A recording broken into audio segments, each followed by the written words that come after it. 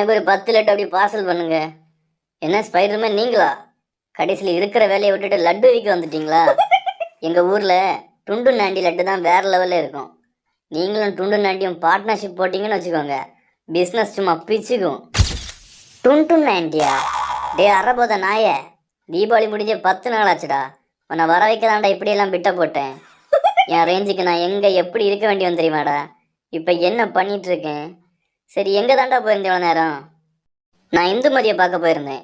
அவளுக்கு நீ பெர்த்டே. அப்படியே பசங்களுக்கு ஒரு பார்ட்டி வச்சுட்டு வந்தேன். அதான் கொஞ்சம் டைம் ஆயிடுச்சு. டேய், நான் உங்ககிட்ட அப்பமே கேட்கணும்னு நினச்சேன். சுக்கி இந்துமதின்னு இப்படி 2 பொண்ணுங்களை லவ் பண்ணுறியே, செலவுக்கெல்லாம் என்னடா பண்ணுவ? அது இல்லாமல் அடிக்கடி பார்ட்டி வேற வைக்கிற. இதுக்கெல்லாம் காசு உனக்கு எங்கேருந்துடா கிடைக்குது? இப்போ கேட்ட பத்தியா, இது ஒரு நல்ல கேள்வி. மாமூல வாங்குற காசு எனக்கே பத்த மாட்டேங்குது. மற்றபடி